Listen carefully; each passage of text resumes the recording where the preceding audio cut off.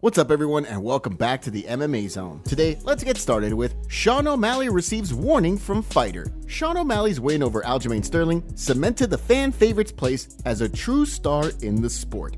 With a highlight reel knockout over a defending champion who many considered the greatest 135-pounder of all time, O'Malley put his career on a trajectory similar to that of all-time greats. The way bantamweight legend Dominick Cruz sees things, O'Malley has a bigger target on his back than most, given his outspoken nature and his tendency to call his shot. Speaking during a guest appearance on the Anik and Florian podcast, he issued a warning to O'Malley about the importance of being able to stay healthy. This is a mental game. It's a longevity sport. You can't have stuff like that nagging at you. So as champion, having all these people wanting to take him out, he's very famous, and he talks a lot too. So all that's gonna, do more to getting healthy. Now you got to get healthy because your butt's on the line. You've said things that put your butt on the line. So get healthy and get in there and prove it. As Cruz knows firsthand, an inability to stay healthy can result in a fighter losing years of their career. While O'Malley has dealt with lower body injuries in the past, he and his coach, Tim Welsh, couldn't help but agree that the champ seems to be filling out physically, which could help him stay healthy going forward. Next, let's take a look at Sean Strickland goes off on Colby Covington. Sean Strickland has been quite open about his dislike for Colby Chaos Covington. Late last year, for example, Strickland didn't hesitate to fire shots at Covington after the former interim welterweight champion brought up Leon Edwards' father leading up to their UFC 296 fight. After Covington's performance against Edwards to close out the year, Strickland then joined much of the MMA community in criticizing Covington's lackluster performance. Now, ahead of his first title defense against Dricus du Plessis, Strickland ripped Covington once more in an interview with Megan O'Leary for ESPN. Unlike Colby Covington, the fraudulent man himself. He's just fraudulent, But again, a lot of I think to be a UFC fighter, it is a sense of entertainment, WWE. But you want to base your character in authenticity, and then you have somebody like Colby who is a fictional persona that he's created, and when he's not trying to fall on Trump's, I don't know. We're gonna probably edit some of this out. Seriously, it's like the most cringeworthy bro. Every time it is so up. Trump left the arena while he's giving his speech. It's like watching the ugly girl get rejected at a party. You just feel bad for the guy at this point. Don't worry, Colby. He knows your name. Although Covington had previously threatened to move up to middleweight and beat Strickland so badly that he would need his jaw wired shut, it sounds as though the former interim champ's potential move to 185 is on hold in the wake of his loss to Leon Edwards. Next, let's take a look at UFC fighter goes off on Dana White. The UFC Apex has become quite a controversial venue, with many members of the MMA community of the mindset that the UFC just needs to do away with hosting events at the Apex. While many fans have continued to take aim at the UFC with scathing shots, many fighters have chosen to go the more diplomatic route, simply explaining that they personally miss the feeling of fighting in front of fans. Renato Moicano, on the other hand, didn't pull any punches. Speaking in an interview with MMA Junkie about his upcoming fight with Drew Dober, which will take place at the Apex, Moicano explained that while he understands why the UFC hosts events at the Apex, he isn't happy about it. Hey, Dana White, I would rather to be in UFC 299, but I don't make the rules. I'm an employee, and February 3rd, I will beat Drew Dober. Doesn't matter if he's in the Apex. And another thing is, nobody like Apex, my brother. You can ask anybody in the world if the fans hate Apex, and the fighters, I'm pretty sure they don't like Apex too. Like UFC they have so many fighters right now. They have to make so much fights that make sense, like Apex, ESPN. But if you ask me if I'm happy to fight in Apex, no way, brother. Despite the frustrations of fans and fighters alike, the UFC has plenty of shows at the Apex booked for the first half of 2024. With no end to the Apex in sight, it appears to be a question of what it will take for the UFC to begin hosting fight night cards on the road once more. Now, let's shift gears and take a look at Arman Tsarukyan team breaks silence on Charles Oliveira fight. After his win over Beneil Dariush, Arman Tsarukyan called for a rematch with lightweight champion Islam Makhachev. While the streaking contender was no doubt on the cusp of a crack at the title, many felt as though he needed one more victory to cement his place as a true contender. The UFC responded in a big way, booking a lightweight title eliminator between Tsarukyan and Charles Oliveira for UFC 300. Ahead of the fight, Tsarukyan's coach, Marcos Parumpa Damata, opened up on the booking in an interview with MMA Junkie, explaining, "We don't have a title shot, yes, but we have a legend, a guy that's, in my opinion, even more dangerous than Islam, because he's dangerous everywhere. He's a good striker. He's an amazing jiu-jitsu guy.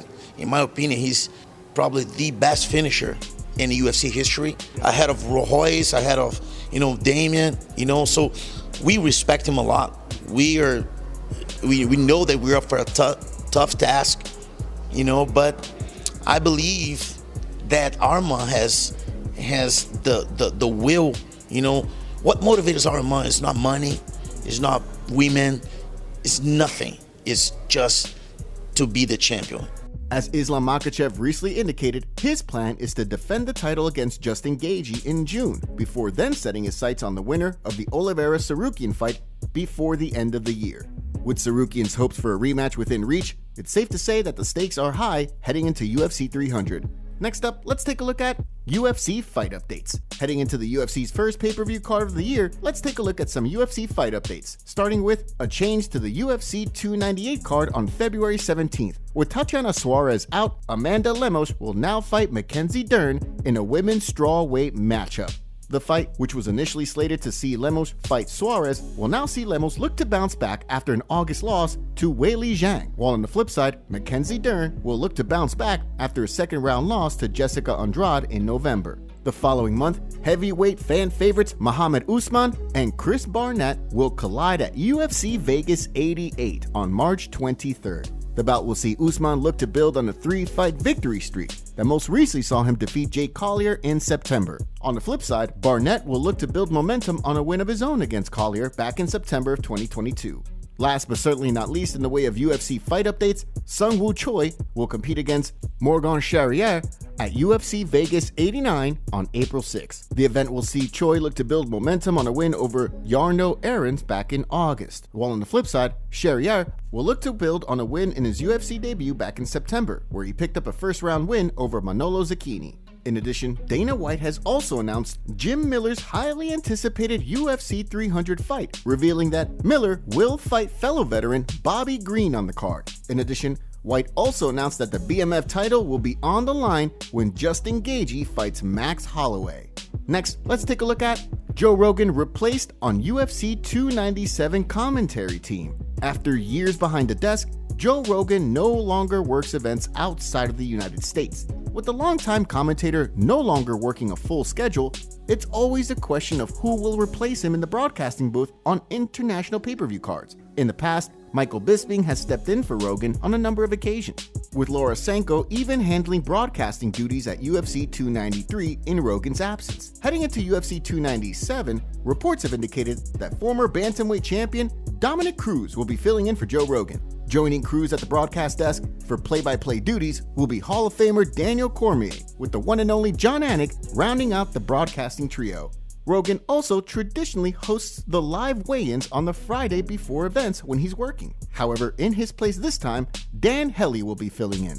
With UFC 298 set for the Honda Center in Anaheim, California on February 17th, the expectation is that Rogan will resume his normal broadcasting duties on the card before then heading to Florida for UFC 299 in March and Vegas for UFC 300 in April. MMA community roasts Sean Strickland for interview. Heading into fight week for his UFC 297 fight with Dricus du Plessis, Sean Strickland made it clear that he won't let the number one contender bring up his childhood trauma again. As Strickland revealed on the Man Dance podcast that he co-hosts, he messaged du Plessis on social media to let him know that if he does cross a line and brings up his childhood trauma during fight week, he won't hesitate to use a knife on the number one contender.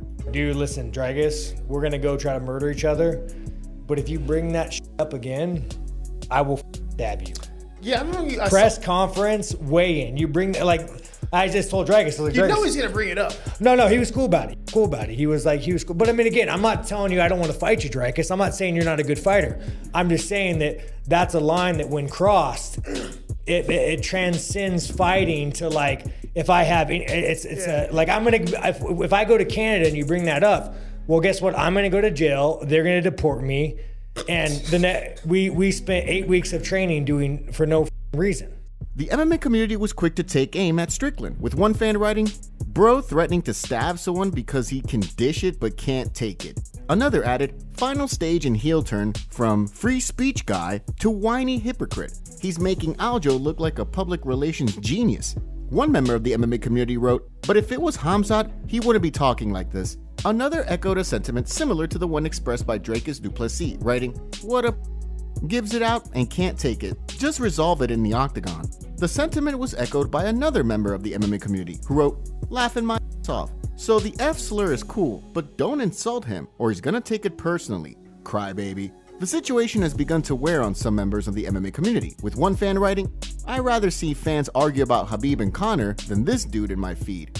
I was over his little shtick last year. With fight week just getting underway, it'll be interesting to see whether we can make it to fight night without any more incidents." Sean Strickland bought a knife in Canada ahead of the media day and press conferences with Dracus du Plessis. As we know, Strickland threatened to stab Dracus if he brings up the same thing that he did last time, and it looks like he's following through with his threat. Gun, we're in Canada.